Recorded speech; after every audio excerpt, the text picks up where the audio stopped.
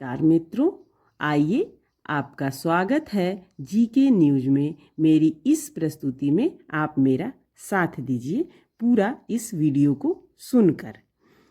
क्या श्री कृष्ण के पुत्र सांब दुष्ट थे या पहले से किसी भी तय हुए बड़ी चीज का हिस्सा थे? हाँ, यह सही बात है कि वह पहले से तय किसी बड़ी चीज का हिस्सा थे। वह यदुवंश का विनाश करने के लिए ही इस धरती पर आए थे, लेकिन कैसे, यह हम इस कहानी में जानेंगे। लेकिन वह दुष्ट नहीं थे, वह बहुत बड़े वीर थे। चलिए हम इस कहानी को आगे बढ़ाते हैं। सांब भगवान कृष्ण और जाम्बवंती के पुत्र थे। कृष्ण की अन्य सभी पत्नियों ने कई बच्चों को जन्म दिया था। जैसा कि पुराणों में मिलता है, उनकी सभी रानियों को 10-10 पुत्र थे, जबकि दूसरी ओर जाम्बवंती ने किसी भी बच्चे को जन्म नहीं दिया था। कृष्ण की तीसरी पत्नी जाम्बवंती बिना किसी बच्चे के ही थी। वह कृष्ण के पास पहुंची और उनसे एक बेटे का अनुरोध किया। कृष्ण ऋषि उपमन्यु के आश्रम में गए और उनकी सलाह के अनुसार भगवान शिव को प्रसन्न करने के लिए तपस्या करने लगे। छठे महीने के बाद शिव प्रसन्न हुए और कृष्ण के सामने अपने अर्धनारीश्वर रूप, अर्ध पुरुष अर्ध महिला में प्रकट हुए। कृष्ण ने पुत्र प्राप्ति की कामना की और मनोकामना मांगी। कृष्ण चाहते थे कि उनका पुत्र बिल्कुल शिव जैसा हो, और जैसा कि हम सभी जानते हैं कि शिव का मुख्य कार्य क्या है, आप कमेंट में जरूर बताइएगा। शिव का मुख्य कार्य है विनाश करना। जल्द ही जाम्बवंती को एक बेटा पैदा हुआ। जबकि शिव के अर्धनारीश्वर रूप को सांब भी कहा जाता है, इसलिए जाम्बवंती के पुत्र का नाम सांब रखा गया। सांब को पूरे यदुवंश जाति के विनाश का कारण बनाया गया था।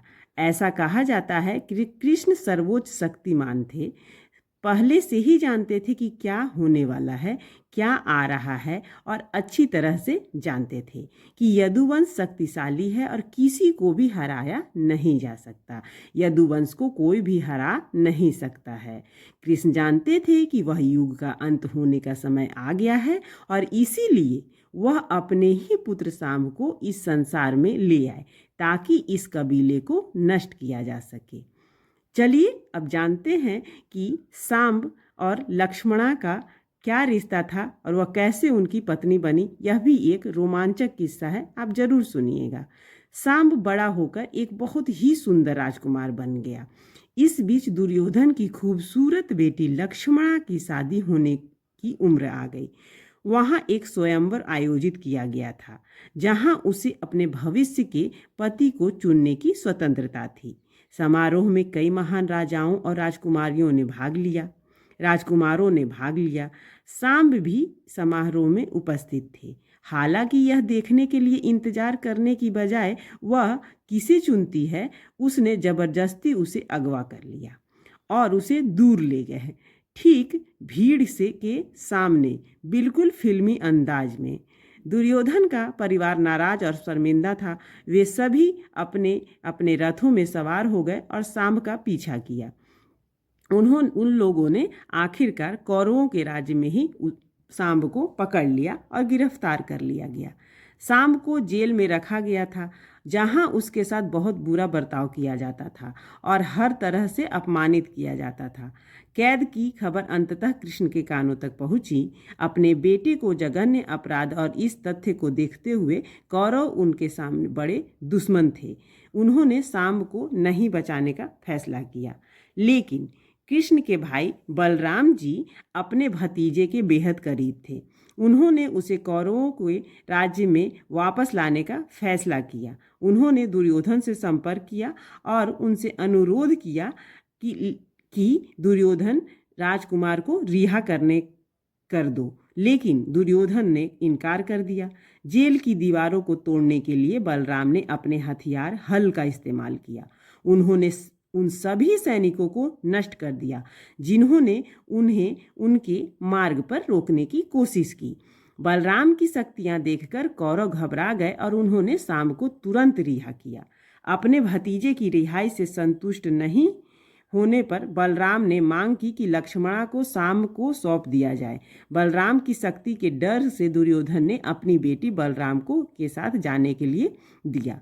बलराम पहले से ही जानते थे कि लक्ष्मणा गुप्त रूप से सांब से प्यार करने लगी थी और यह देख के वे अपने प्रिय भतीजे के लिए बहुत खुश थे। वे फिर सांब और लक्ष्मणा के साथ द्वारिका कृष्ण के राज्य में लौट आए। कृष्ण पांडव और कौरव मूल से के क्षत्रिय थे। ये सभी क्षत्रिय ही थे। वे योद्धा जाति के थे। इस समाज में दुल्हन का अपराध करना स्वीकार्य था। हालांकि यह आमतौर पर केवल सभी पक्षों की आपसी सहमति से किया जाता था। लक्ष्मणा घटनाओं में बदलाव देखकर खुश थी, क्योंकि वह बहुत लंबे समय से सांब से प्यार करती थी और इसके बारे में किसी को बताने में असमर्थ थी। जल्द ही वे दोनों सुखी वैवाहिक जीवन बसाने लग गए थे। चलिए अब जानते हैं कि कैसे सांब के कारण यदुवंश का विनाश हो गया। क्या ऋषियों ने इन्हें श्राप क्या सांब को दिया था, यह हम इसमें जानेंगे। एक बार 3 महान संतों ने द्वारिका में कृष्ण के महल का दौरा करने का फैसला किया। कृष्ण जो उस समय आराम कर रहे थे, वे अपने परिजनों के साथ सांब को वहां पहुंचने का निर्णय बताए। सांब ने जैसे ही संतों के आगमन के बारे में सुना, उसने महल में मौजूद कुछ अन्य युवा मित्रों के साथ ऋषियों पर एक मजाक करने का फैसला किया। उन्होंने सांब को एक गर्भवती महिला के रूप में तैयार किया और ऋषियों से संपर्क किया। युवकों ने ऋषियों से कहा कि यह महिला एक बच्चे को जन्म देने वाली है। कृपया क्या आप हमें बता सकते हैं कि यह लड़के को जन्म देगी या लड़की को? क्योंकि ऋषियों के पास एक मनोगत दृष्टि थी, उन्होंने तुरंत देखा कि युवक उनका मजाक उड़ा रहा है। वे उग्र हो गए। क्रोधित होकर उन्होंने सांब को बताया कि वे उसकी पहचान से अच्छी तरह से परिचित हैं और उसे अभिशाप दे दिया, उन्हें श्राप दे दिया कि वह एक लोहे की गांठ को, लोहे की मूसल को जन्म देगा, जिससे कृष्ण का पूरा वंश नष्ट हो जाएगा। कुछ समय बाद सांब ने एक विशाल लोहे के मूसल को जन्म दिया। जल्द ही उसे एहसास हुआ कि यह श्राप काम कर रहा था और उनका अंत संभवतः निकट था। सांब और उसके युवा दोस्त कृष्ण के पास गए और इसे बचाने के लिए भीख मांगे। कृष्ण ने कुछ समय के लिए सोचा, सांब को उसके अशिष्ट और गैर जिम्मेदाराना व्यवहार के लिए डांटा और उसे राजा उग्रसेन से मिलने की सलाह दी, जो उनको एक समाधान दे सकते थे। राजा ने उस लोहे के मूसल का पाउडर बनाने को कहा और फिर उस पाउडर को प्रभास नगर में फेंकने के लिए कहा।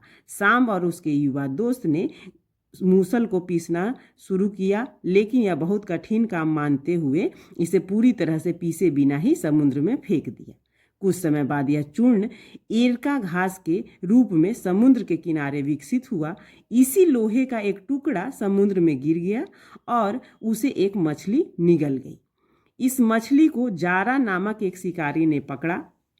जारा ने अपने तीर की नोक पर लोहे को लगाया और अपनी शिकारी यात्रा पर निकल गया। उस समय कृष्ण जंगल में आराम कर रहे थे। जारा ने कृष्ण के बाएं पैर की नोक को हिरन का कान समझा और उस पर अपना तीर चला दिया, जिससे कृष्ण गंभीर रूप से घायल हो गए।